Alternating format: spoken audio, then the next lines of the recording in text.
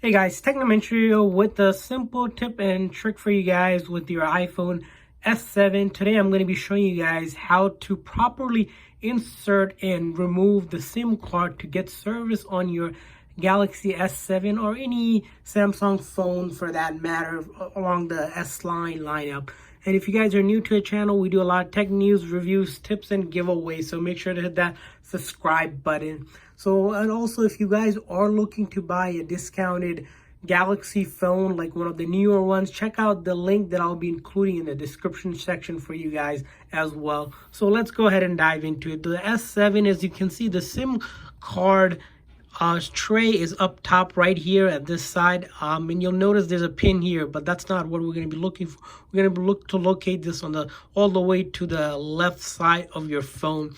And then what you're going to do is take the SIM ejector tool. So this is a tool that comes with most smartphones nowadays to take the SIM card tray out. If you don't have this, don't worry. You can also take a paper clip and bend it. That works as well. Or if you have an old earring that you don't mind if it breaks or something, those also fit in that tiny hole. So you're going to take that paper clip or the SIM ejector tool, whatever you have, similarly shape. You're just going to go ahead and gently insert it into that hole, and you'll hear a little pop and your SIM tray is ejected. And then you're going to take that out, and then you'll see right off the bat we have this tray here that has two different slots.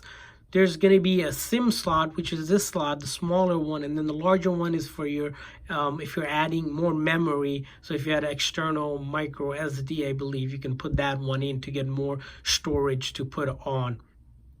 And then what you're going to do is take your SIM card that you have. So I have, as you can see here, a Cricket SIM card. You can have any SIM card you have. So the trick here is that you have to make sure the phone is compatible with your carrier. So this phone is an AT&T phone and Cricket is under AT&T, so that works. If you get an unlocked phone, which I recommend that you do whenever you're buying a new phone, that way that you can use it on most carriers.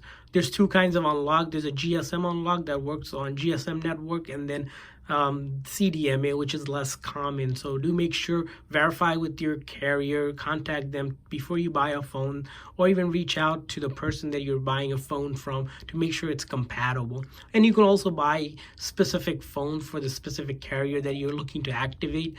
That also works well. So after you have the SIM card here and you have a SIM tray, you're going to want to locate this and then line it up with this cut edge that you see right here and lay it flat on top. The letters are up here. You'll see there's a tiny letter that says SIM, and then this one for the external one. And then you're going to take this and go ahead, take your phone and then slide it back in exactly the way you got it. Be nice and gentle with it. You don't want to break anything. And it should flush against the top edge right here. As you saw here, it's flush. That means we're good to go here. And give it about 10-20 seconds to start reading the SIM card to get service. Sometimes a restart does help if it doesn't pick it up right away. And then you can start making calls and browsing the internet on your phone, and you should be good to go. Again, some carriers do require you have to call the carrier and let them know you have a new phone. In that case, they'll ask you for the phone's IME number, which can be found on this phone by simply going into settings. And then once you're in settings, you're going to want to locate the information about the phone. So about the phone here, and you'll notice this IME number that's here. So they're going to want that number. You're going to give them that number so they can add it to your system. And once that's on, they'll probably tell you to reboot or shut it off and turn it back on to get service, and it should start working.